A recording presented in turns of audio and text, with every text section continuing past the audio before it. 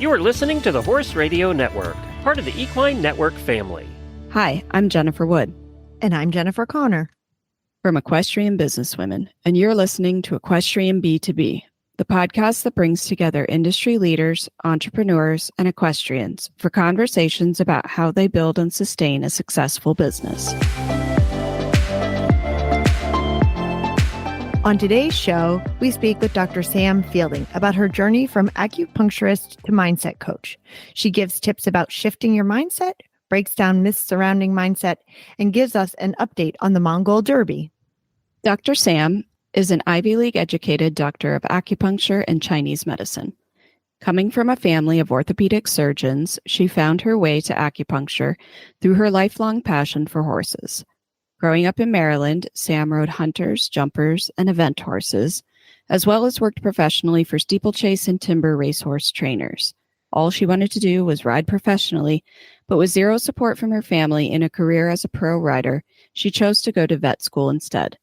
As life will do, she quickly realized that being a vet wasn't the life for her and began a decades-long journey of following the crumbs to a life that she could never have imagined. From a horse-obsessed kid straight out of college to becoming a professional skier in 5 years from a pretty mediocre beginner, the love of the amazing rides she chased in her youth became a life filled with following her bliss in whatever life provided. And that meant over 2 decades away from horses full-time.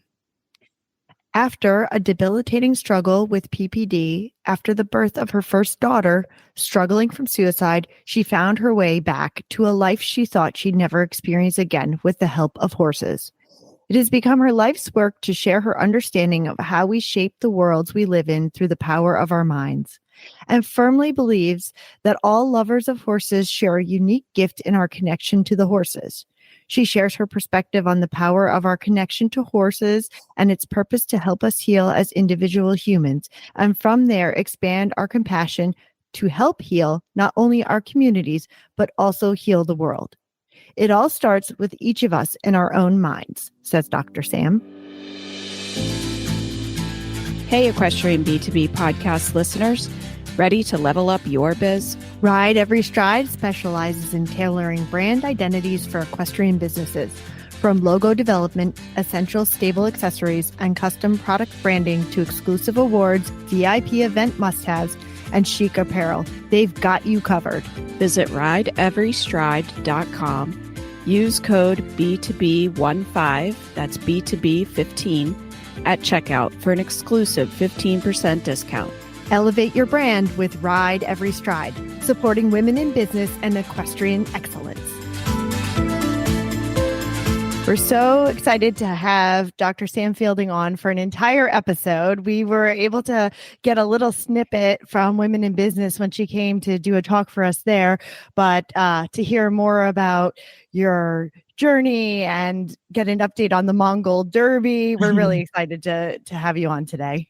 Well, thank you for having me. It's nice to be able to chat with you guys again. Same. Yeah.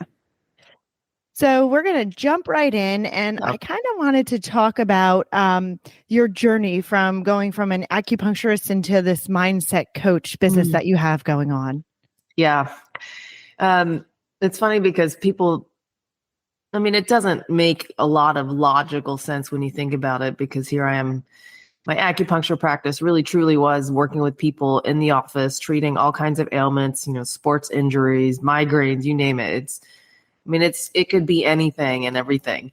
But the thing that I saw over and over with my clients that were coming in, I had patients that would come and see me regularly for not just injuries and things like that, but kind of maintenance. And what I found was I was seeing and hearing the same things over and over. It's literally the same stories, the same kind of lead up to things happening with ailments, whether it was GI issues. Like I can think of a specific patient who just had a really hard time with her weight, and she knew what she was doing. She knew she was eating kind of mindlessly in the evenings, watching TV, doing those kinds of things. But she just couldn't change those patterns. And, that was a really obvious one. I literally was listening to her tell the story and I thought, God, I've heard this story like 5 times. She doesn't even realize she's telling me the same story, really. So that one was pretty obvious, but there were so many other clients that I was working with that you could tell that it wasn't a matter of not knowing what to do. They just couldn't stop themselves. Like literally couldn't actually keep themselves from doing those things. And it was kind of that combined with my own personal experience with postpartum depression and some pretty intense anxiety that I'd never experienced before in my life that made me start to really examine what can you do with the mind and why are we doing some of these things to ourselves, even though we don't want it to happen, really, truly. And I started to explore, really just looking at it from a practical sense of where is it that the breakdown happens where people can't change what they're doing. And it was interesting in my own personal experience to really see firsthand what wasn't working and what I felt like I needed in those moments where, all your logical thinking isn't really helping. And it was pretty clear to me that there was a level of, unconscious behavior at play. And that kind of led me to explore the hypnosis work. And then it kind of more from there, trying to understand how can I better help my patients. And then COVID hit. So it was like, I'm not going to go into the office. I can't really go and practice the way I was. And that really kind of started the ball with the mindset work and realizing like, okay, how do I kind of shift and pivot and do something with the skills that I have?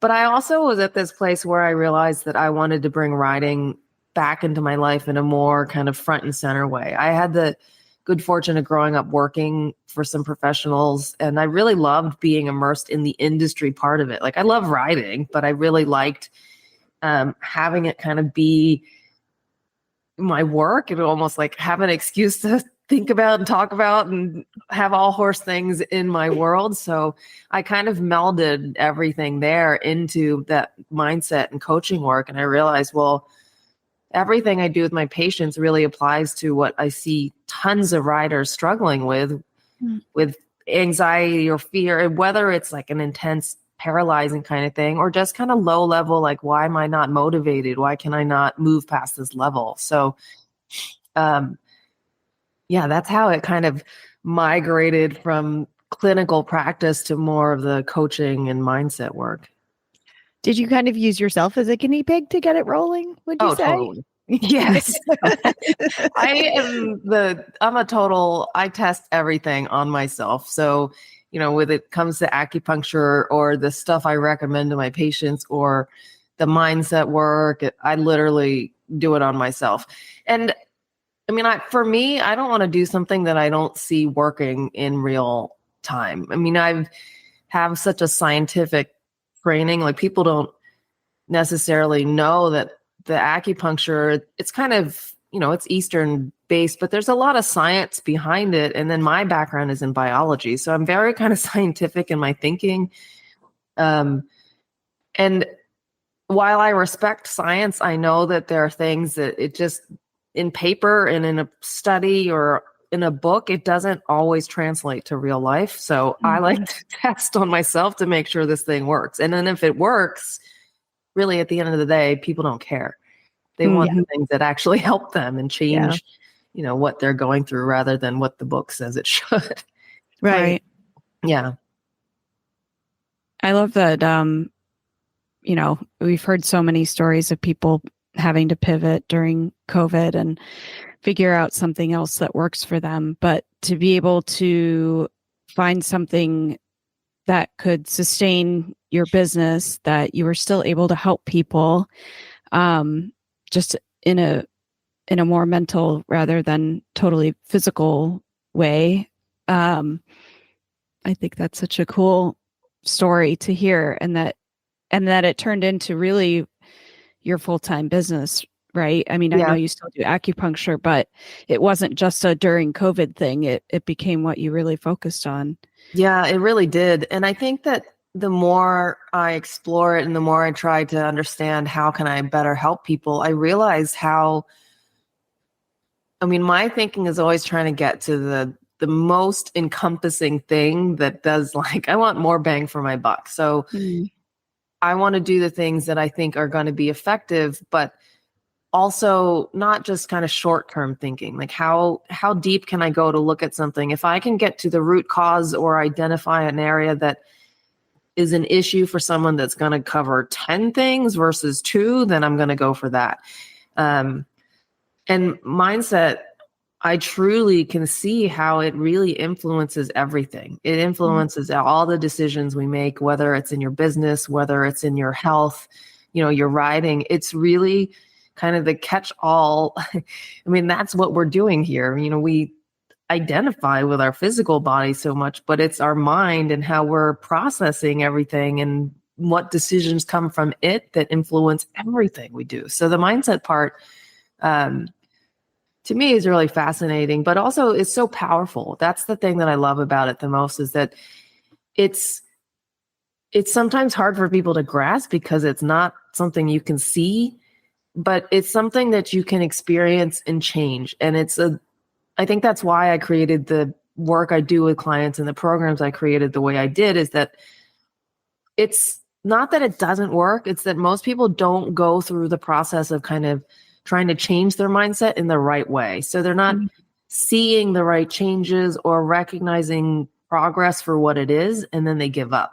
Yeah. They think it doesn't work. It's not something like weight loss where you can see, like you can physically feel if your clothes are smaller, or you can see the number on the scale changing. The mindset works so subtle and intangible that I think it's very easy for people to dismiss and say, it's not that big a deal. It didn't work, or I didn't see anything. But really, there's things changing. Right. Yeah. Why is it so hard for people to change their mindset? I think it's a little bit a matter of, one, people have to be ready, right? You have to be in a place in your life where there's something compelling enough to do this work, because it can be kind of confusing. It can be a little bit challenging. But I think it's a matter of perspective more than anything. It's very hard to get outside of your own head.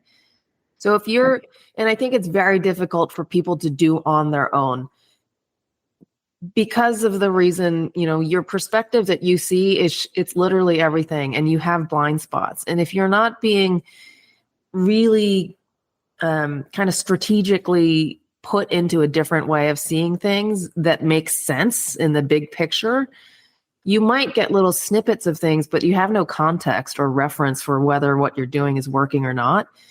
And it doesn't feel like progress or change. It's like working with a trainer, right? Like, you can know in theory what to do with your body on the horse and where your leg's supposed to go. But if someone's not telling you, like, that's not it, like your right leg's doing something different than your left leg, and you're like, well, this feels pretty darn balanced from up here. It's kind of the same thing. You just can't see what you can't see. And it's not that anything's wrong. It's just that I do think that people eventually can figure it out and see it if they're really committed to and determined to figure it out. But it just takes so much freaking longer. And there's so much confusion in the way that you might not get the clarity and like aha that you want to feel confident to keep going, like you get when you have someone else saying, okay, well, clearly I see this, because they can see it from a very objective standpoint. It's very hard when you're in your own perspective and you add in emotion and history. It's super hard for people to kind of separate themselves from that successfully, I think. Do you think society and culture help shape our mindsets too, or make it harder to change? Yeah, 100%. I think it can definitely go both ways, which is why being in the right environment, I think, is super powerful. Having the right people, or in the beginning, when you're trying to change your perspective and mindset, it's often the ones around you that share that kind of mindset, and like family, the way you grow up, or the things you're taught by your parents. I mean, everyone's doing the best they can, but sometimes that stuff's just not helpful. Yeah. And it can be a very dicey situation to say, you know what, I don't like the way I was raised or these things that I was taught to believe and they don't work for me, and trying to have the courage to say, I have to do it my own way. That I think is a big hindrance for a lot of people. I think I am fortunate that I just didn't have that. I was always kind of the black sheep. The joke in my world is that I've just always was on the fringe of my family, like the stuff that they wanted to do. They're all doctors and surgeons, and I'm the acupuncturist. Like I'm just on the fringe of like, I don't quite totally buy in with everything you guys say. But that can be really hard to kind of extract yourself from. And I think that it does feel like our cultures are changing and things are moving in a direction where people are much more open-minded and less kind of hemmed in by the constraints around them. I think the internet, I mean, it changed so many things, and there's so much talk about kind of decentralizing thing and people getting to think and decide for themselves how they want to be. Right. I think it is a powerful influence on our thinking, for better and for worse. Yeah. Yeah, I agree. I know for me, I had melanoma cancer, which is what started me on the path of shifting my mindset and, becoming more positive to kind of push through that. And it's been a struggle with a lot of people in my family because they just are not the type of people to buy into like being positive. Like the world is ending a lot and it's just a difficult slope. And my husband did not buy into it and at first, but as he's seen how I've transformed as a person and the good things that have come into my life and the people that I'm always attracting in it, he's like, wow, it actually works. And he shifted his entire mindset, which has really helped him. And I think that his parents, his mom has been very receptive to it, seeing both of us kind of evolve, where my family's a little less, they're still a little skeptical about it. Yeah. And I think it's natural. It's not that, I think all of our families obviously want the best for us, but it's very hard. It takes a really strong kind of mature person and a confident in yourself parent to be able to say, okay, my kid's basically telling me that everything I thought was the right thing for them is they don't buy it. They don't want it. It's no good for them. And it's like a punch in the gut to say, like, the decades of all the stuff I did for you, you don't agree with. Right. So it's not even like they may not disagree in principle, but there's that emotional piece is so key. That's why I think the linchpin for a lot of the work I do is understanding that particular moment in our thinking or in our experience so that you don't get tripped up into making the wrong choice, the wrong decision. And then sometimes once you've made the wrong decision, people are so adamant that they have to be right, that they can't go back. And even though they can rationally see, and literally families can get broken apart because of things like this, they just won't backtrack because then they have to eat some humble pie. But a lot of the work I talk about is realizing, there's a cost to that. And as individuals, I don't think people recognize until they have a very serious health condition or see someone else going through that, to recognize your mindset isn't just a matter of like, oh, I want to do well at this or that. It can literally impact your health and your well-being. Yeah. Right. And that's, to me, the powerful piece. Of course, everyone wants to ride better, but this is talking about influencing your relationships and your health. Like you were saying, Jen, your husband changed because he saw you. That's not uncommon. I have so many spouses that are like, yeah, you're a completely different person because of the mindset stuff that you've done for your riding, because it's not really just for the riding. No, like it is. It does. It goes over into your whole lifestyle because you start thinking about all the places that you could implement it. Totally. And to me, a lot of the way I work is in the kind of people expect it to be focused on the riding, and I actually go to the other places first because you have infinitely more chances to work on and understand and practice in the other areas of your life. You get to ride and jump like maybe twice a week if you're lucky, and you've got 20 minutes to try to execute. It's like there's too much pressure and you're not actually going to get what you need out of it. But the same skills are found in those other places of your life if you know what you're doing and what you're looking for and how it helps. Yeah. Yeah. Are there myths or like people have or that are out there about mindset?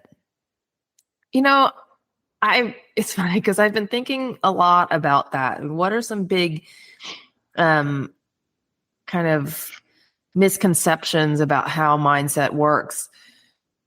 And the one that I was thinking about this morning was that mindset is a thing. It comes across like, mindset is a thing that you can kind of learn to turn on and off. Like you can read some skills in a book and find some strategies to apply, like at the horse show when you're feeling stressed. And it makes it sound like it's as simple as doing some exercises in the moment to allow yourself to kind of change your mindset there. But to me, it can help, but there's a whole foundation of work that is not even being discussed that needs to be there in order for that thing to work.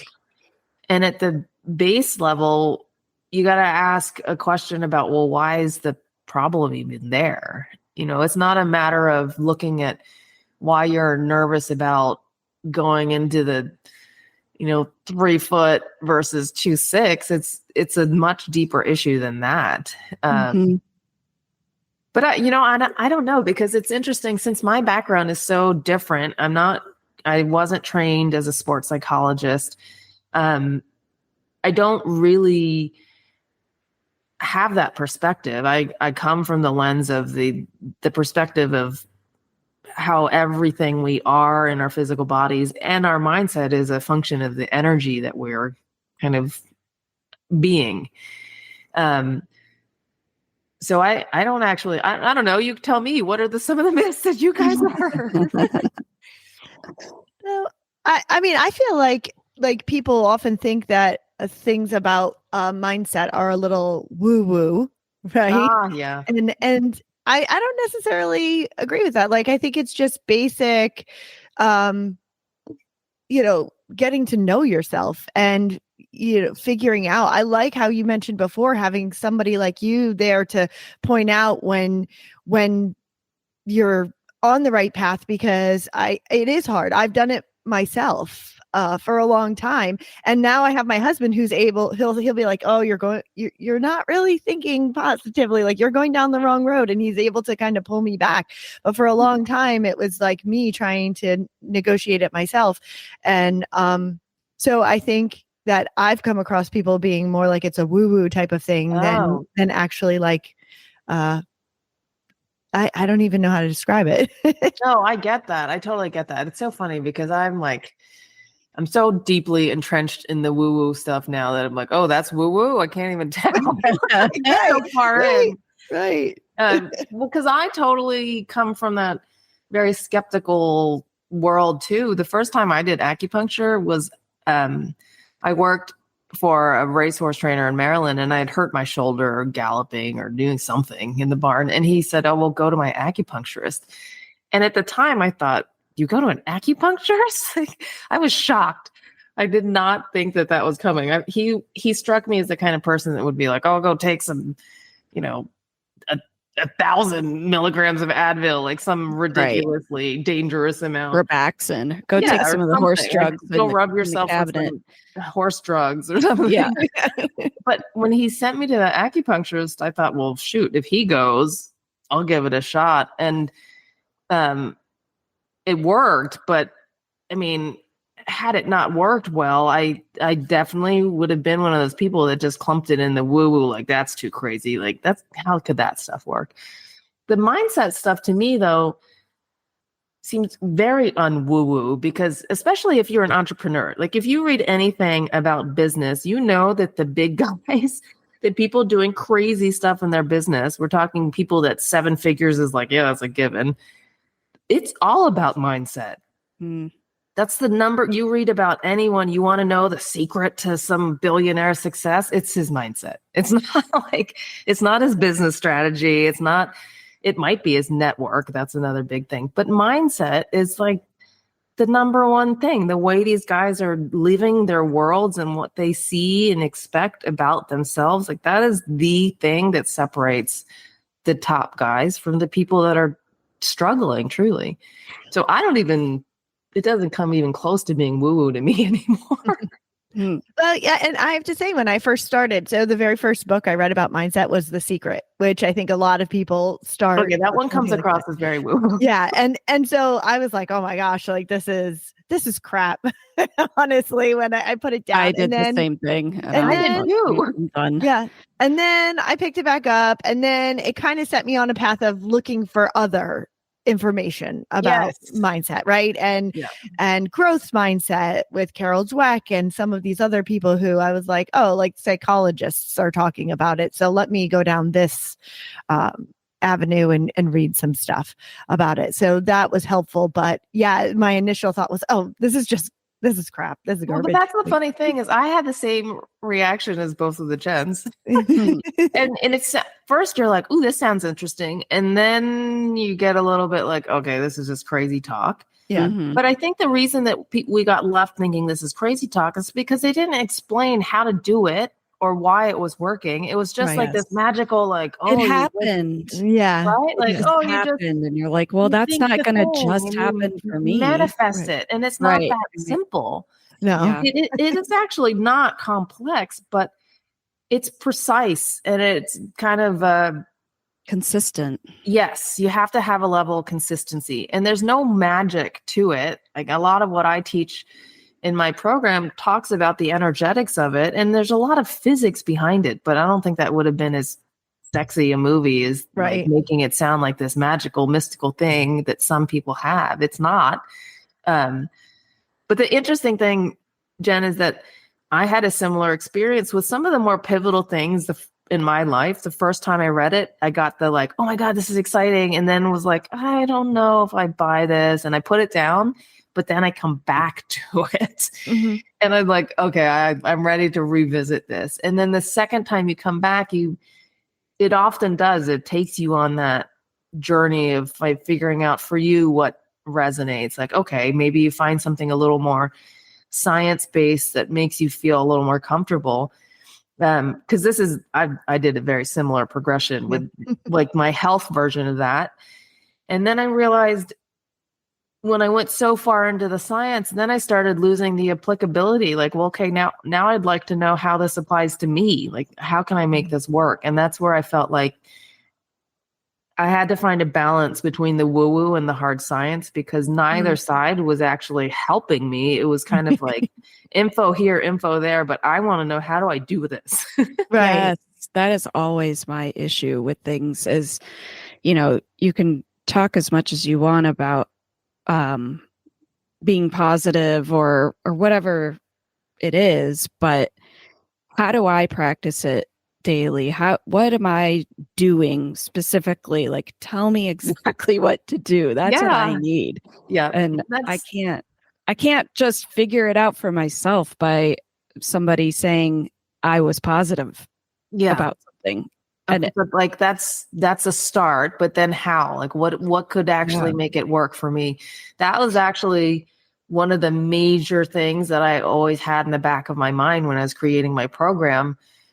And the thing that I felt when I was kind of exploring those moments of anxiety or those, like, really, I don't know how to describe them, but they were like just the crap storm that you're in. Like you're praying for someone to change the situation. Mhm. That's where I always came up against that. I wish I just understood how to do this.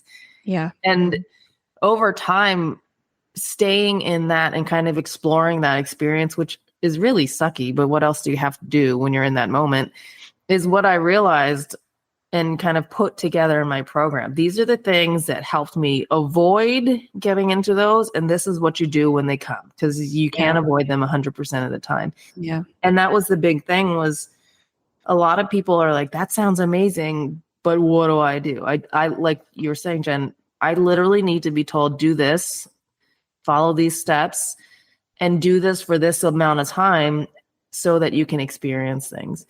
But that's why I think talking about things from the lens of energy is helpful, because a lot of people, it's a little bit more objective, and then you can go into it with kind of an open mind. I'm going to go and do this thing. But everything I've created in the exercises, I intentionally made sure that when you finish that, you feel different. Your state is different. You're in a different energetic place. And I want to show people that experience is not happenstance. It's literally something that you can take yourself through. And then when people do that with repetition, you start to connect the dots and go, oh, okay, that's how I get from feeling crappy to actually feeling gratitude. Or that's how I get from feeling really negative to actually having a positive mindset, not just like saying a bunch of happy sounding words while inside you're like, I want to punch something. Yeah, exactly.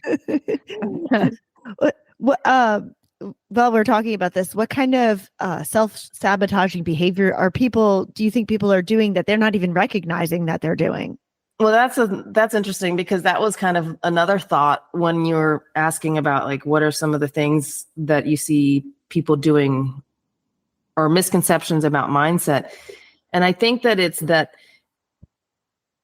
people know what the problem is, so for example, when people come wanting to ride better, they think the issue is that they're nervous before the show, or that the warm-up freaks them out, or some specific time where they can pinpoint like that doesn't feel good. But to me, there's always some kind of hidden fear in that story that people aren't aware of. And even the best riders have some version of that lingering in there. And when you're riding, it's a problem, because to ride well, you've got to be soft. You got to be relaxed. You have to be able to feel and respond to what's happening in real time to your horse. And if you have any level of fear, a fear is the thing I use to label it, because it's more complex than that. But if you have any level of fear or reservation going on that you're not aware of, which is 90% of it, maybe even 98% of it, it's behind the scenes, it's subconscious, and you're not even knowing what's going on.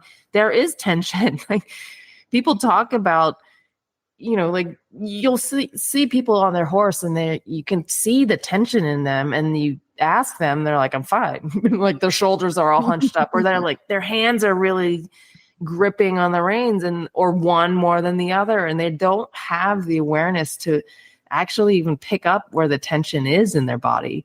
And those are very obvious things. But like if you have someone lay down on the ground and you do a body scan, any of us at any given time, you're going to find tension that you were like, I didn't know that was there. I think that those hidden fears are a big reason that people end up self-sabotaging. And it's not that that's like, there's so many levels of self-sabotage, but to me, at the end of the day, you can trace it back to some fear, whether you don't feel like you're supposed to do something, or you're not good enough to have that success, or you're worried that people are going to think something of you when you do this, or that, like we were saying earlier, that the circle of people around you won't accept you because you think you're better than them. Whatever the story is, those are the kind of things that are happening to most of us without our awareness. And it happens in your riding, it happens in business, it happens in everything we do. And that to me is one of the biggest kind of misconceptions or self-sabotage things that keep people stuck and it's 100% normal. We don't want to acknowledge like, I'm not actually doing as well as I want to do, or I don't think things are working, when a lot of times it's like a first world problem.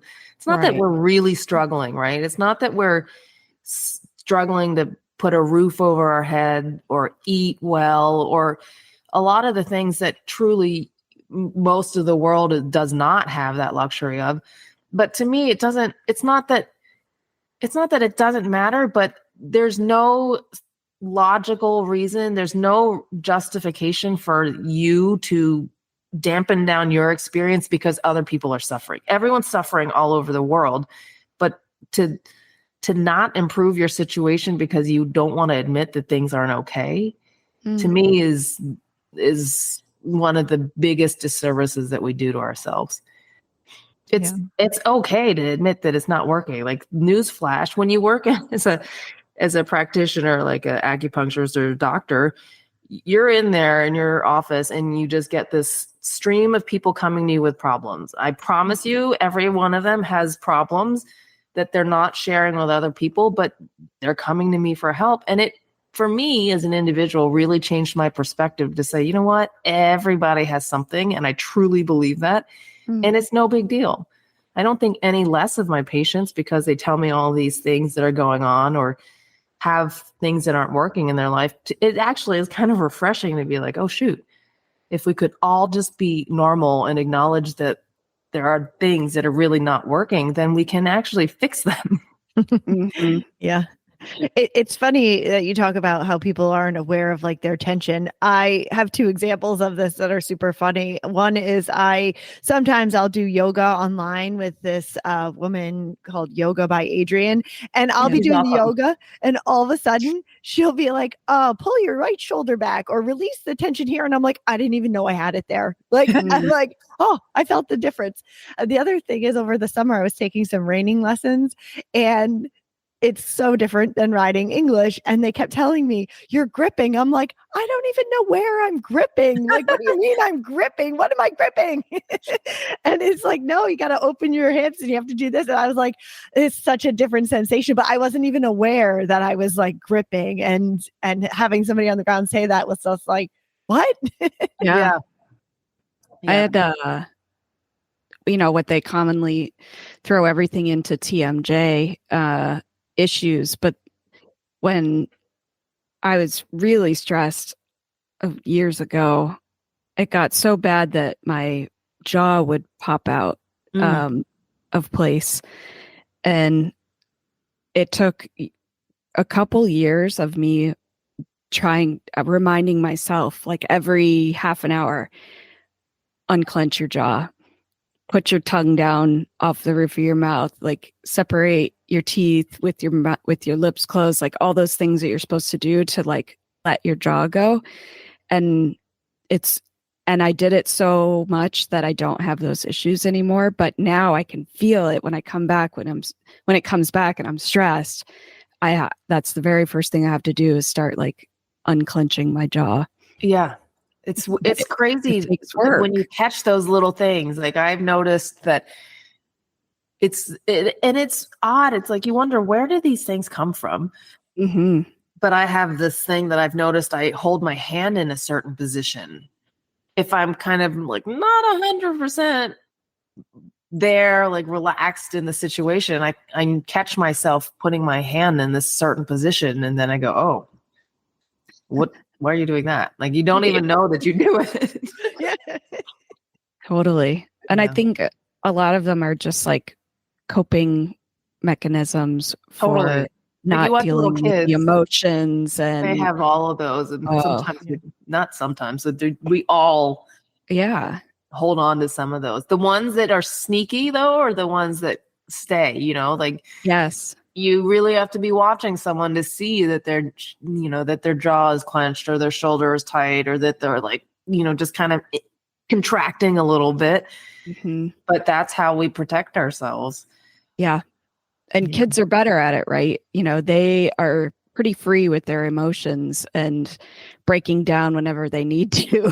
Yeah. And adults don't let themselves do that a lot of times. We're trained not to. We're literally trained as children, and you don't do that. Yeah. And I mean, it makes sense why, especially as a parent of two small kids, why we train them to do that, because it's incredibly uncomfortable to watch someone else uncomfortable. Yeah. Yes. It's hardwired in us to feel bad with them.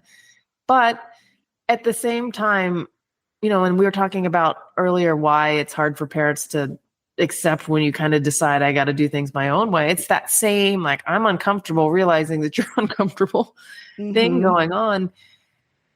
But on some level, we couldn't operate as a society if we didn't teach kids, like, hey, you got to tone it down sometimes, because I've seen places where there is not rule and order that we're accustomed to, and it's terrifying. Yeah. Like in Mongolia, they don't have the same driving rules and order that we kind of take for granted here. I mean, you think drivers are bad here, it's like a whole nother level of scary over there, because it's not even like the rules matter. Yeah. They're not like, they're kind of irrelevant.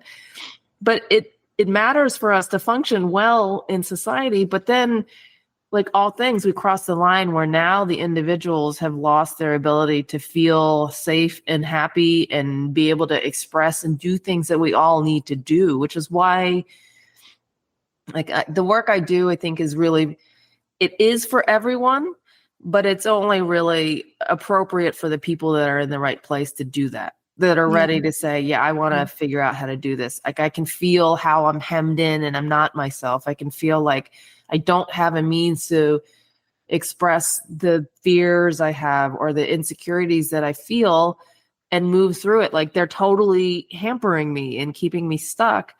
Then that's kind of the work that we get to decide to do when we're grown-ups.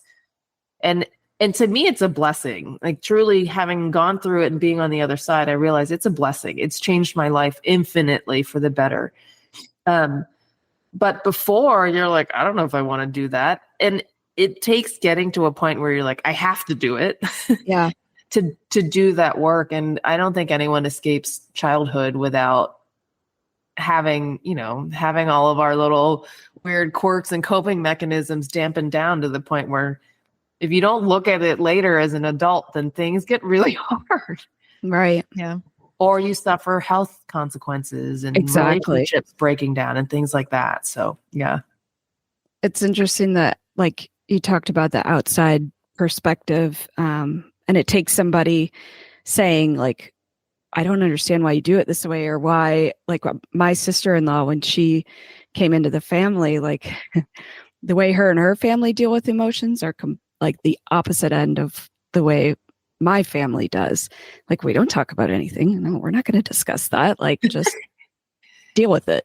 And she would come into, like, family conversations and be like, why is nobody talking about this? And we're like, I don't know what you're talking about. She's like, and so she's the one who, like, pushed us to try, like, talking about things. And because of that, like, I'm trying to do that with my kids now. Like, okay, yes, it's fine to say when you're upset, or it's fine to have these emotions, and it's okay to cry and be angry or whatever it is. And then you have to learn how to deal with it and come out of it better. But I love that, that you're able to provide that service for people who don't have someone in their lives who can say, maybe you should think about it a different way. Yeah. And I think that it's also, for me, one of the big driving kind of focuses in how I created it is that at the end of the day, I don't want people to feel reliant upon me. Like, it's all about learning those skills and having them literally in your own toolbox, so that when you need it, it's automatic. It's not like, I have to take myself through this process now. It's just something that you can do. Because one thing I found that I got to kind of a roadblock when I was dealing with my anxiety and postpartum depression was that I felt super reliant on the tools that I was given. Like, okay, so therapy is obviously one of the things, and it helped a lot until it didn't. And then it started to become this burden where I'm like, I have to go to these meetings or these sessions. And then I almost felt like I don't want to have to say I'm in the same place. Like, I should be getting better. And then you kind of sugarcoat things and you're not really making progress. And I also didn't like feeling reliant on those sessions to make me feel better. I wanted to know, like, okay, what do I do when it's Tuesday and I'm not going to talk to her until Friday? It's like, too many days of suffering. And then the other thing, I tried medication, but even that, it took me months to get the courage up to even try one. And then the first one was terrible. It made it so much worse. And then I was really scared to even try another one. Right. And then it doesn't work for weeks. You don't know for 2 weeks unless this thing is going to help. And when you're feeling that bad, like I was, that was not really a good option. Right. Yeah. And it felt like the last resort. So I didn't ever want to feel dependent on something again. I wanted to actually understand, how do I get back to feeling, resilient and able to do things. And this is also for context, like prior to having kids, I was a professional ski patroller. I'd been a wildland firefighter. Like I held lit bombs in my hand and, like literally almost died fighting wildland fires. And here I was not even able to take this little pill that the doctor said was going to help me. Like I was absolutely terrified and paralyzed. Yeah. So the thought was, I have to do something to get back to the place where when, the crap is really hitting the fan, I can still think and function like I used to. Like it didn't paralyze me. How do I get back to that? And the therapy and the medication it didn't get me there. It didn't get me to feeling like I am not intimidated by the uncertainty of everything that's coming. And especially in business, my God, talk about having to feel that 24/7. Like as an entrepreneur, your world is uncertain. It's not like you have a paycheck every month to rely upon. You don't know. And that can be really paralyzing for people. But it's the same, in the riding, you don't know. Horses are horses. Yeah. Yes. And you can have the best horse in the world and you can be super solid and super confident, but things happen and you don't know. And if you're in horses long enough, you start to see that. And it can be there in your mind, like, man, it could go wrong in any minute. So to me, having the ability to have that really strong, confident mindset in the face of all of that is what I want people to have, not to kind of sugarcoat and like, let's just make it look pretty in this one, 30-minute segment so you can survive. Like it goes far beyond that. Right.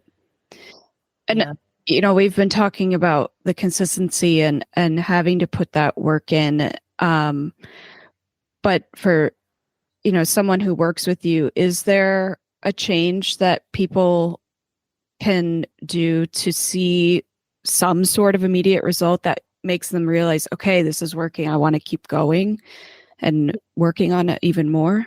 Yeah. And right away I have multiple ways I work with clients. So I have clients that work with me in a mentorship level, and those ones I take through hypnosis always right off the bat, because the hypnosis piece, especially the form that I do, which is called rapid transformational therapy, RTT for short. It was developed by a hypnotherapist in the UK, and her style is so efficient and it gets right to the point, but in a very gentle way that it helps kind of uncover, let's look at some of the understanding behind it, that like the benefit that comes from therapy when you kind of see what's going on and you have someone validate. But then we take it a step farther, because the thing that helped you survive those challenging moments when you're younger, that becomes a really strong belief. And if you don't go in and reprogram and rechange the context of that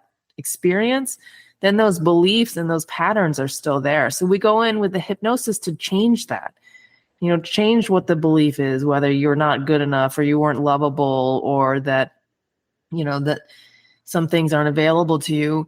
And when you can actually change the thinking on a subconscious level, it's really powerful, because then it's like you have this weight lifted off your shoulder where you do feel like, oh, I am good enough to have this thing that I really want. So I like to do that right off the bat, because I want them to immediately feel like this feels different now. I didn't do anything other than change the way I saw something, and that feels awesome. But I also know enough that if I don't put them into doing something different right away in terms of their day to day. Like we were talking, like, what do I do tomorrow then when I wake up? And how do I make sure that I maintain this and stay in this new perspective of seeing things? And that's where the program work I do comes into place. Like I found I was telling people the same things. It was really kind of predictable what would come up when you started to change your patterns. And so rather than saying the same thing over and over, I put it into a course. I was like, oh, this is what online courses are for. And the course kind of becomes this is what I want you to do on a daily basis. These are the ways I want you to think about goals. These are the ways I want you to think about, your purpose or your relationships or a lot of the things that come up when you're reframing your thinking. So for the people that don't work with me on the mentorship level, I do offer the course, and I've created a way for them to create their own self-hypnosis recordings and take them through their own process of discovery, of uncovering, what are some of the reasons that I don't feel like I'm good enough. Like there are usually stories in there, but that's not absolutely critical. What's more important is I want them to start to think, well, what do you want to believe? What would the better thought be when you start to feel like, oh, I shouldn't go into that ring because what do you want to feel? How do you actually want to show up? And that's, when you can do that, because you can actually put yourself in self-hypnosis by listening to a recording. And when you take yourself into that level of reprogramming, it really does, I think, a much broader, it's a more efficient way of getting that programming in there. Like you were saying with your jaw, you had to remind yourself for a long time, very frequently, like, don't do that, don't do that. When you do that on a subconscious level with a hypnosis, you can listen to that recording before you go to bed, and it's really powerful. And then it's kind of like, okay, I don't have to remind myself every half hour. That's in there. That programming is there. So that's, to me, the first way that people can really get that sense of like, wow, this is possible and I could do this. But then also, making sure that they understand that the real growth comes in the rewiring those patterns like you were doing in the brain, in the conscious level, saying like, okay, when I see this pattern, when I have awareness, then I can change it. But I'm sure you felt this way. Sometimes it's hard to even recognize. Having the awareness is something that people, I think, take for granted, like we were talking about with the body scans and like, Jen, when you're doing yoga, like, oh my God, how did she know that was tense? Like, we just don't have the awareness. And that's another facet of what people learn is how can you actually see those things and kind of become your own eyes on the ground, right? Like you don't necessarily need me if you can understand what it is that I am picking up on. Mm-hmm. Yeah. And I know you said that, people can do kind of the self-hypnosis through recordings. If they work with you directly, do you have to be in person? No, virtually all of my sessions are Zoom. I've worked with people all over the world, in Australia and the Netherlands and California. So yeah, we do them on, well, now it's on Google Meet. It used to be on Zoom, but yeah, you can do them all virtually. Yeah. And it's not any less powerful. It's the same. Yeah. Cool. And I know you kind of mentioned that you work with people who are kind of ready to do this kind of work, but do you have people that are skeptical, and how do you work with them? Yeah. So I definitely have people that are skeptical even once they've committed and made the investment and say, okay, I'm doing this thing. But I don't, it doesn't really worry me because the hypnosis works. I had one client, actually the one who was mindlessly eating. So we did a hypnosis session for her, and she said to me that the whole time she's like, I don't know, like, I don't think this is working. And even after, she's like, well, whatever, we'll see. And she said that she caught herself walking to the cabinet, opening the door to the pantry, like looking at the cookies and watching the whole thing. And then she closed the door and walked away. And she was like, well, I guess it worked. Because before she would have grabbed the cookies and been sitting down and not even had any awareness of it. So she didn't even think she was hypnotized, and it helped. But I think maybe this is part of your like entrepreneurial journey, that in the beginning it worried me more, and I wanted to because I know how powerful it is, and I know how it can really literally change someone's life. If anyone felt like remotely ready, I would try and really get them to commit. But now I'm like, you come when you're ready, because it's easier for everyone. You're going to get more out of it. And I think that any extra resistance you put in is not necessary. The thing about it is that when people are truly ready, it works. It really does work. It's the same thing for acupuncture, because people, there's skeptics that say, oh, it doesn't work. It's just placebo. People want it to work. Well, I've done it on my dog. She doesn't have any, Right. She doesn't have any reason for it to work or not work. So it works. Yeah. And what has being an entrepreneur taught you? It's interesting because it's a little bit like we were talking about you work on these things. You can come to it because of your riding, and then you notice when you start doing mindset stuff how pervasive it is in all the other places where that similar mindset kind of comes into play. For me, it's never like sports and riding, school, all of those things never were a place where I really felt my mindset falter very much. But when I started the entrepreneurial journey, I was literally like, I don't know what this thing is. I don't know how to do it. I have no experience. My family, they're literally all doctors. My dad's an architect. Like, they're all professionals, right? You don't have this same journey that an entrepreneur does. Like, you literally know exactly what you have to do for the next 18 years. And then you go out and you get a practice, you get a job. There's a very different mindset. So being an entrepreneur was where I got to see all of the places that I needed to execute in terms of the mindset. Where were the fears? Where were the limitations? And the power of actually really having the right kind of blueprint in play to keep yourself from falling off the wagon or going off the rails when you feel like freaking out. I think the other thing was noticing, like, for me, it was way more terrifying than anything else I had tried to do, because there was no guarantee. There was no, this is going to work. And even when it was working, after you validate what you're doing, and then I remember saying, and I did work with a mentor.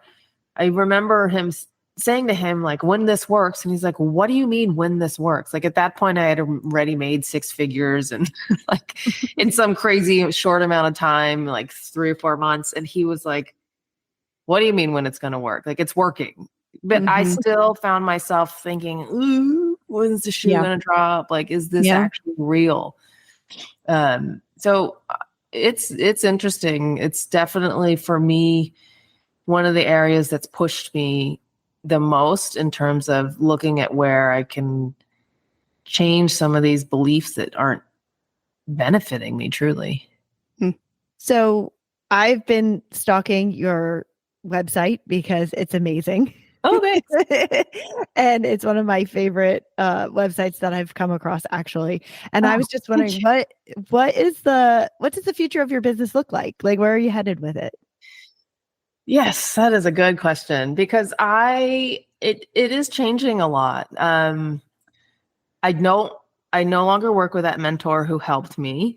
He was really instrumental in helping me get going. And I think I needed his approach in the beginning to really push through some of the more like, I don't know if I can do this thing moments. But I'm realizing, for me, especially because it's kind of his fault, because I used to compartmentalize hard, like riding, work, family. And he, I'd be having a problem in my business, and he'd be like, well, how's your relationship with Brett? This is my husband. And I'd be like, dude, I'm talking about my business. This has nothing to do with him. And he's like, oh, well, what's going on there? And I'd be like, nothing. Like, we have a good relationship. But then when I would start to examine, I'd realize like, oh, I'm not talking to him about these things. Like, we haven't communicated about all of this stuff that's really kind of stressful and intimidating and truly should be a conversation with my partner.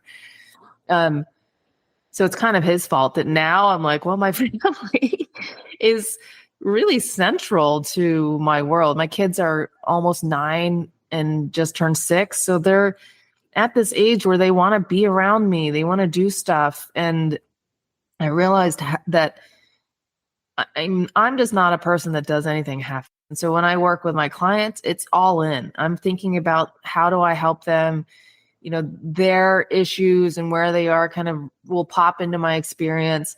And it's not that I don't want that, but I also realized that it was taking so much away from my ability to really be present with my kids, to do the other things that I needed to do to feel good and to be there for my clients. So I haven't, I've stepped back from the primary focus being on my mentorship work. And I've decided that the other reason I've shifted gears a bit more to offering the program that's a little bit more self-directed,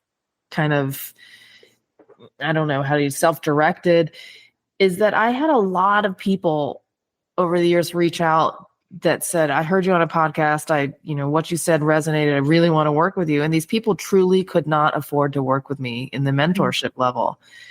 And I always felt bad not having something to give them to say, okay, well, I can't hold your hand and I can't guarantee that I'm going to catch you at those moments that are really pivotal that I know are important to get to where you want to be faster, but you can still learn a lot. You can still make a huge transformation in your life by going through the program part of it itself. So I spent a lot of time. Actually, last year I got COVID in February, and that was like after the initial, you can't do anything, you want to die. I was quarantined and stuck in my room with my computer. I just said, I'm going to redo everything. So I went in and I looked at my program and said, what do I need to change here that when I'm usually filling in the gaps, I had to fill in the gaps in the program and make sure that it could actually still meet somebody's needs. And I shifted hard to that. But that website also was interesting because I had tried to build that particular website like 2 years ago. But back then, I was like, I don't need all this. Like, I can't possibly fill out all this content.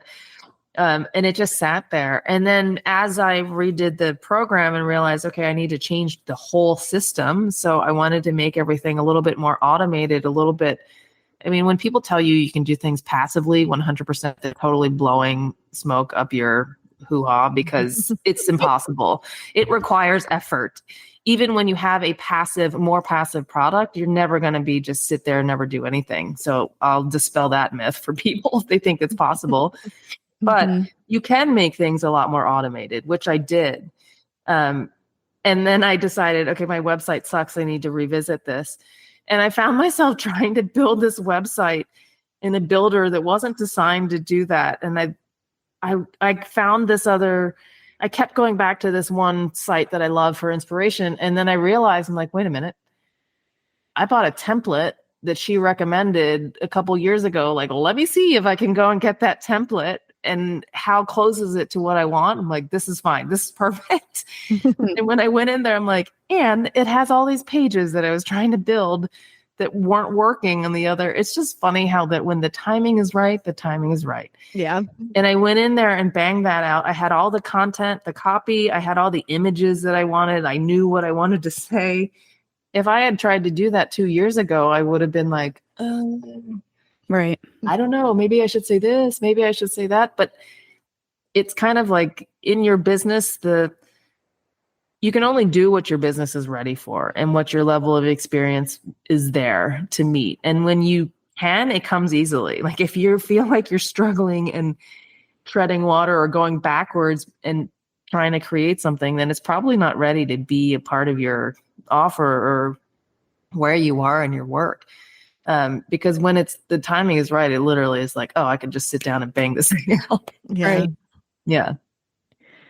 Do you have any other, that's like great wisdom to share, but is there anything else that you'd like to share with our listeners that you think would be important for them to know about being an entrepreneur? You definitely need to be a bit fearless, but I think you have to go back and really look at why you're doing it. Like that's, the motivation to change the way I structured my entire business. And some of that actually came from the Mongol Derby. That kind of blew up my world because I realized very clearly after doing that how short life really is, and how, given the time that you have, like, are you doing the things that you really want to do? And if what you're doing in your business is not it, then don't do it because it's not sustainable. You have to be able to wake up and be really excited about the thing you want to do because, as I said, there's no set it and forget it in the business as an entrepreneur, especially if you're a solopreneur and you're really doing everything yourself. You have to be interested enough and curious enough to look at this thing 1,000 times. You have to go back and you think you're going to one time sit down and look at who your ideal customer is. It's not a one-time exercise. It's every time you sit down to create something, you have to think about that again. Mm-hmm. And if you don't like thinking about it, or if it feels like it's not the thing for you, then I would say don't do it. And it's kind of funny because there's also a level of, there are things that just feel terrible that you have to push through, right? And you just have to get them done. But in order to prevent doing things that are unnecessary or things that you're going to redo later, if you can always come from the lens of asking yourself, is this truly the thing I want to do? And it can change, right? Like it totally changed in my business, and that's okay. But I knew enough to know what I needed to do personally, and I made that pivot again. Like you have to be, you can't be so dead set on sticking with something to your detriment. Like I actually was listening to someone talk about BlackBerry, and the thing that killed the BlackBerry, like in the beginning, the BlackBerry was the thing, but he wouldn't give up the damn keyboard. Yes. And the keyboard killed him. And that's why the iPhone took over and totally dominated, because they went to the glass keyboard instead of a little buttony keyboard. Touch screen. And he lost sight of the fact that the thing that made the BlackBerry so powerful was having the little mini, device that had all your emails and all of your, like, keeping you on task in your pocket. It wasn't the actual keyboard. Right. But for some reason, he got so focused on that as being like a proprietary thing that he lost sight of the whole thing. So yeah, you got to have your driving force come from you as the motivating factor, because it really is. I wouldn't say it's hard in some ways, but it's more that I think that the successful entrepreneurs don't give up. If your thing isn't working, then look at what isn't working and try something different and then keep going.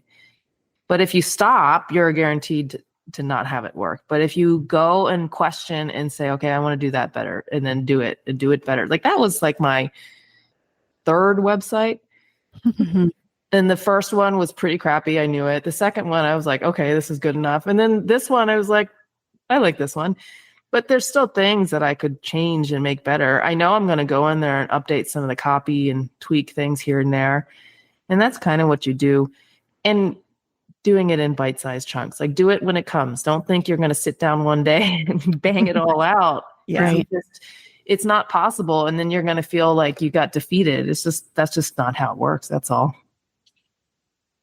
And we've mentioned a few times the Mongol Derby, and it was something we discussed when we saw you in Saratoga last summer. And I think for so many people, it's a life-changing experience. Yeah. And we kind of wanted to follow up with that and see how it changed you. It's so funny because the first thing when I talk about it, and they usually ask me, and like I haven't talked about it. It took me 6 months to look at the pictures. I just didn't even want to. It was just so much wrapped into it, emotion. It's so intense. Like no amount of training would have ever gotten me ready for that. I don't think. And I ended up having an old ankle injury that kind of did me in because it's just so much time in the tack. And the other thing that's really different than riding our horses is that the getting on and off is the most dangerous part. Because they're pretty feral to begin with, but getting off, if your left ankle doesn't work, it's super hard to get out of the saddle very quickly. Plus you have this big saddle bag on the back of your saddle. You have to swing your leg over and then you have to step off. There's no taking your feet out of your stirrups and sliding down. They do not like that. So I basically had no control of my left ankle. So every time I got off, it was a little bit like, I hope I can get that ankle out of the stirrup in time. Oh, God. Oh, wow. And this one day I was like, it's just not going to happen. And I ended up kind of sliding down and then spooked my horse. And the other thing is you can't lose your horse because it's Mongolia and it could be gone. There are people that lost their stuff on day 2 and they never saw it again. Like it was never seen again. So you really didn't want to let go of your horse. So I spook him. He starts to take off and I'm holding on to their bridle has like a little lead rope on there too. And I'm holding on to that, basically getting dragged across the step. And then he takes a hard turn and then my head just gets whipped onto the ground. And 2 problems. One, it was a helmet that I got fit in the US for, I would ride like an English rider with my hair up. So the damn thing actually wasn't really the right fit. And I had my hair in a braid for the Derby because I just wanted that little bit of protection on the back of my neck from the sun because the weather was brutal. So the helmet was a little bit loose, which is fine when you don't fall off. When you fall off, it matters. Yeah. So as my head is hitting the ground, I literally feel my helmet shift. And I'm like, well, that's bad. Oh, no. And I've hit my head enough skiing and riding to know that was a hard hit. Oh. So here I am on the ground contemplating like, oh, that was really hard. And this is the crazy thing that the Derby does to you. I was literally like, I probably have to admit that I just hit my head. Like, do I think I can get away with just going and riding more? But as I'm lying there, I'm like, you know what? This thing is so crazy. The odds of me falling off again because of this ankle are really high. And I also grew up in the steeplechase and timber world and know jockeys that have died because they had a second head injury. Like, you have 2 small kids to go home to. That is the primary objective of your Mongol Derby. Like, go home. Right. So but even still, I was having this whole internal battle as I was walking to the horse station because that was why I got off. At the end of each leg, you walk your horse in to cool them down so they pass the vet check. And I'm walking up to the horse station minus horse.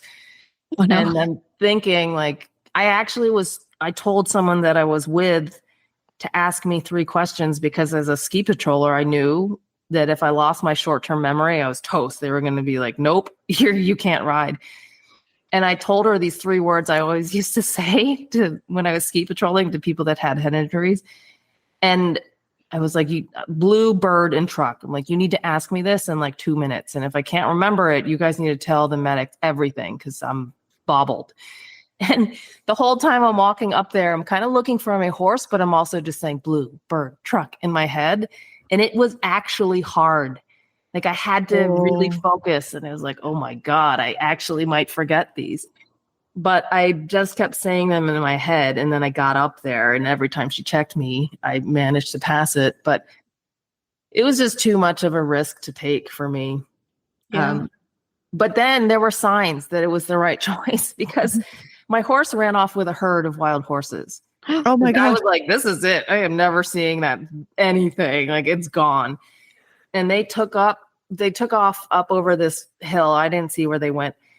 And we get to the horse station and I walk up there and a herder is walking towards me with a horse. And you ride so many that you kind of like, unless they're a very unique color, you're like kind of all, plus I bobbled my head. I'm like, is that my horse? What?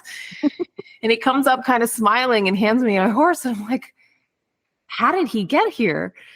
And the vets were like, yeah, we watched the whole thing. It was crazy. We saw the whole herd gallop up here for no apparent reason. And your horse was with them and they went left and he just peeled off right by himself to us.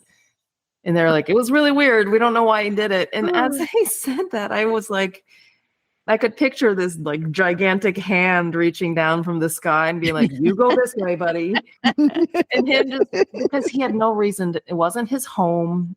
He didn't know the horses at that station. They're pretty wild. He should have just stayed with that herd. So that was my first sign, like, okay. Oh, and this horse was not cuddly. And when the herder gave him back to me, the horse just put his head on my shoulder, like almost like he was like, I'm sorry, I had to do that. And then I just like, they weren't snuggly. Like you couldn't pet their faces and play with them generally. But then he was just the sweetest thing after that. Like, sorry, we're all good. And I decided to sit it out. And the funny part was the whole time though, like it took me a long time to reconcile that was the right decision. And I was talking to another girl who had a head injury. She had gotten kicked in the head and she was in that horse station. And I was saying like, yeah, I'm wondering, like, should I have gone out? Should I have gone and ridden that last leg today? And as we were having this conversation, the weather in Mongolia changes really fast. This crazy storm with hail and thunder, like crazy black sky rolls in. And we're like, the Gare, which is like a yurt we're in, is shaking. And I'm like, well, if I had any doubt, that kind of sealed the deal for me because I would be out in that. Yeah. How many more signs do you need? Yeah, exactly. The universe is like, please, like, how much do I need to show you that was the right call? Right. So, oh my gosh. Wow. It was so intense. But, it was something that it just brought up a lot of emotion. And I knew it would. Like when you go through those intense experiences, you're not going to walk out of that thing the same person. And most crazy things I've tried to do, I've pulled off. And I didn't finish the actual Derby. I rode 7 days in the end, and then the other days I could kind of just take it easy. But there was definitely a level of disappointment at not finishing the ride. Now I look back and like, who cares? Like my ankle is still trashed from that. I pulled the plug at a good time. I can still ride, but what if I had kept going? Right. And for what? I think I got what I needed out of the Derby. It was enough to really help me kind of frame where I was in my life, and realize what was really important for me, with my business, my family, everything. You asked about the business, my coaching work is still going to continue, but I also have always been a lifelong artist, but like whole nother podcast to tell you that story of why I didn't do it.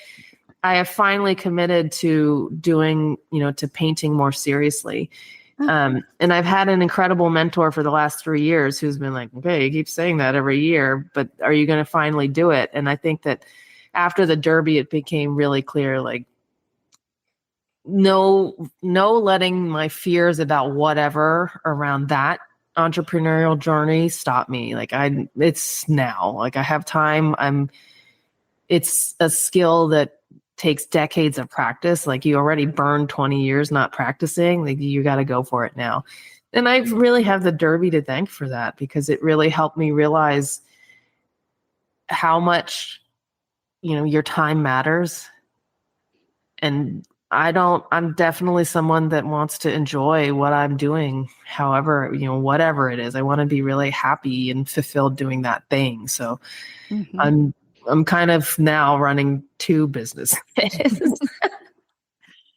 Oh, well, I'm glad you gave us that insight because I knew I would never do it, but now I know I will never, ever, ever do it. I have 2 trash knees. So for sure, that is not on a list of any bucket list of mine to do. You definitely confirmed that. We talked to a woman from New Zealand she did the Derby and then now she does like guided rides in Mongolia, and she has a bunch of different ones like with horses and Camels. yaks and camels and all sorts of fun things. And I think when we talked to her, Jen was like, ooh, maybe I should try something. Maybe I should go do something. So Now we're I like, mean, there are other ways to have those intense experiences without potential risk for permanent bodily harm, I think. yeah, exactly. I was at a painting workshop just this past week in Aiken, and I met a guy through a mutual friend who had done the Derby in 2017. And she was like, you guys have to have dinner. And it was great just talking to someone else about it, and kind of in a very different time. Like, that was a while ago. Right. And he had a lot of the same kind of insights and experiences. And,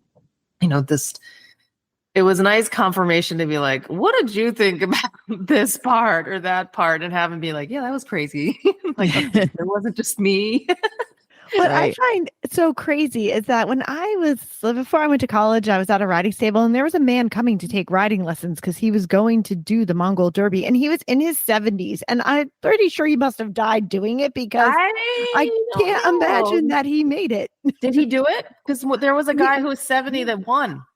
Really? Yeah. Oh yeah, he went, but the man had never ridden horses before. He was a complete beginner. So, like, I don't know even how he got it in his head, but he was definitely in his 70s, took some lessons so that he could go to Mongol and do the Derby. And I was like, now as I hear people talk about it, which I'd never heard anybody talk about it until we talked to Chloe, like, it was crazy. I was like, yeah, and in my head, I'm like, this man had to have died. I don't know.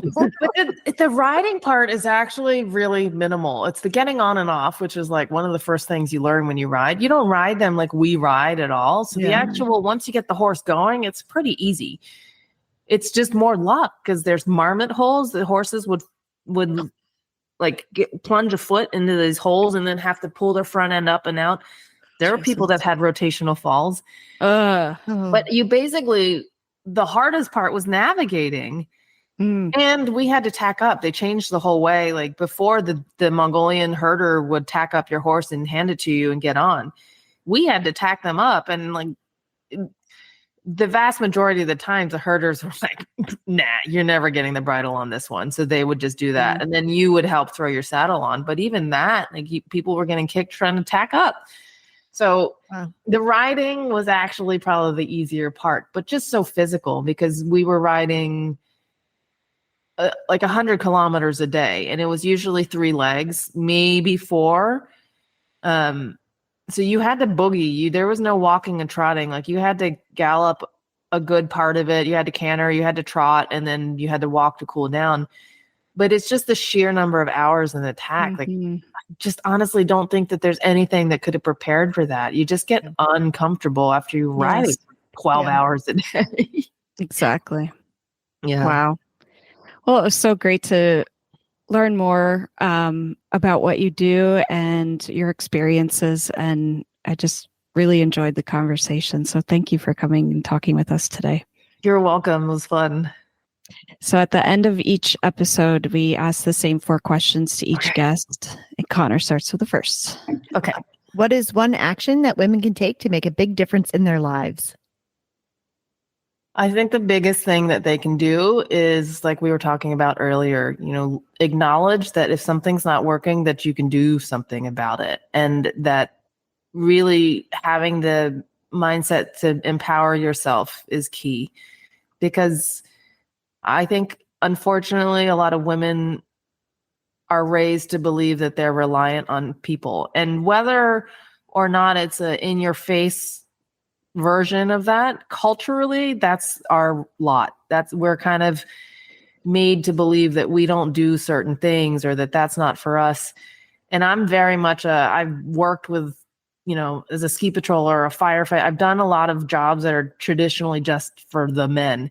And I promise you that everybody's capable of these things. I'm no superhuman. I mean, I'm pretty strong, but a lot of it is just putting your mind to saying, like, why not me? So I think that that's a big thing, I would say. Great. And what is the best habit that keeps you motivated personally? Probably exercise. It was a toss-up. When I saw that, I was like, is it meditation or exercise?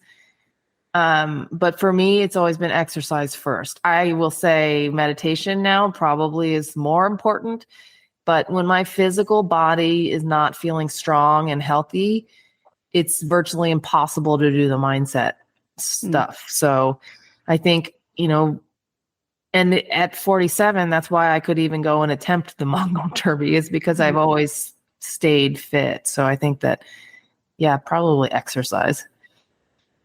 What's your favorite horse movie? Ooh, I don't know. Secretariat? That's a good one. That's Yeah, a lot of most people think, common. Yeah.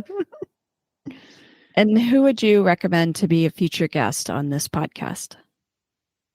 I mean, this is what randomly popped into my head, but there's a woman whose program I'm going through right now. She's based out of Australia, but I would say Shirley, because she has this amazing way of breaking down. Like a lot of people teach stuff that you need to do for marketing or social media, which is not inherently difficult. But then when you realize to sit down and do it well, it's not that easy. And she has a way of teaching and asking you questions and prompts that actually get you to get to the meat and potatoes of why some people do it better than others. She might be a really interesting person to talk to, because she's created her business, but she's a mom, and her, she does it in a way that is really authentic and kind of with integrity, is kind of one of her biggest, part of her brand. And I think that matters, because I think that a lot of the entrepreneurial information or things that I think are beneficial for people to listen to come from a very male dominated perspective and voice. And if you're a woman talking to women, it doesn't resonate the same as coming from a female perspective. So that's why I think she would be really interesting. She's just an incredible marketer. And that's a skill to understand. How do you do this in a way that doesn't kind of push your people away, but actually tells them exactly and meets them exactly where they are, so that they can actually get benefited? I think that's a gift. And I think she'd be an interesting person to talk to if you could pin her down. Shirley Mosad. Yeah. Yeah. Thank you. And thanks again for your time. Yes, you're welcome. Tired of searching multiple websites for equestrian products and services? Wish you could browse horses for sale and order supplements in one convenient place? Equivant was created by horse girls who are dedicated to making it easy for fellow equestrians to find what they need for them and their horses. Equivant partners with small equestrian businesses to advertise products, services, and horses for sale on one convenient marketplace. Shop on equivant.com to find horses for sale, grooming products, supplements, riding apparel, trainers and vets in your area, and much more. They really do have everything you need for you and your horse.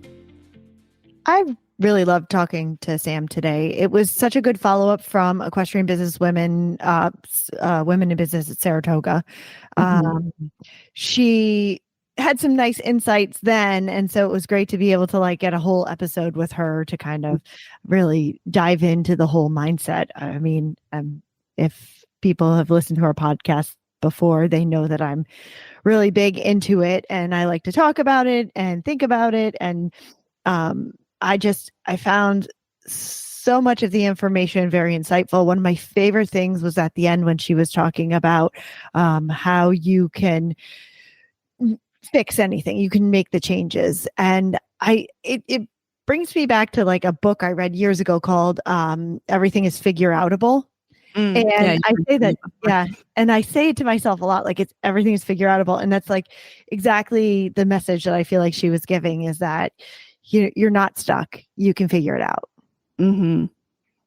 Yeah, I really loved her perspective on things. She has the different backgrounds of science put together with,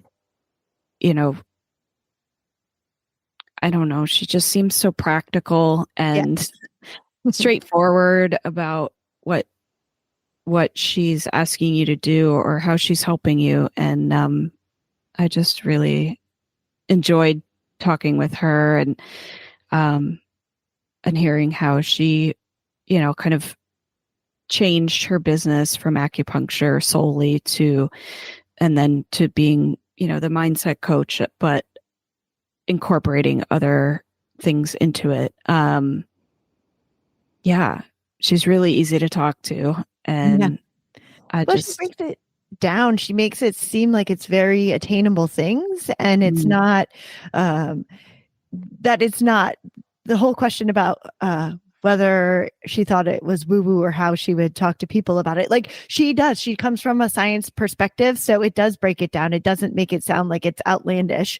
And I also liked the way she was talking about kind of like she looked at riding and how she wanted to encompass everything in her life. And, that's when she was making that shift from just acupuncture into the mindset part of it. And I feel that because I think not enough people are able to do that and mix their interests and say, hey, like I have this skill and it might be from something else, or I have this information from another business or another part of my life. And how can I apply it into the equestrian? Because we've talked about it before. We get into the equestrian world and there's such a silo of different things. And so I like that because I really feel like at this point in my life, I've been able to incorporate everything that I'm passionate about and recognize that the horses are an important part of that. And it was nothing that I ever imagined when I was younger. Right. Being able to sing together. Like I thought you had to be a rider, a trainer, it's kind of why I went away from the horses in a sense of like business, wanted to be in business and even though I ended up working at a farm and now I'm in pharma, it's like the horses are kind of always been there for me, but I didn't want to be a rider or a trainer or a groom or any of that. And I am now at a point where I'm able to like sync everything together that I'm doing. Equestrian business women, never knew that was going to be a plan. Same. Yeah. No, it was just cool to also hear her apply how she applies it in her life and what she's gone through and, the issues that she had to deal with, like her postpartum depression and,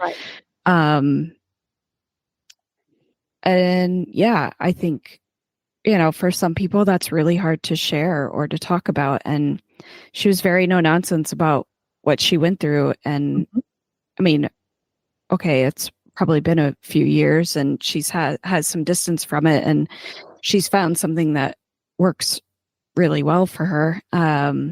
But I loved that she was able to talk about it and say, this is what worked and what didn't work for me, because I think a lot of people can find something that relates to them and can make them feel not as alone in what they're dealing with. Yeah, because I think that there's a lot of people who might not be able to get over something like that, like the challenge in their life, and the way she kind of broke it down and talked so candidly about it might help somebody for sure. And then it was interesting when she was talking about the mindset of men. And I posted a meme the other day about, I wish women had the confidence of mediocre men. And it made me think of that when she was talking about it. Like, yes, like a lot of men entrepreneurs, they do have this mindset of like making it happen. And it's an interesting place to look at. Right. Yeah. And I think I see those same qualities in women that I admire in business. I just think there's not as many of them, or we don't know about as many of them. Right. Yeah.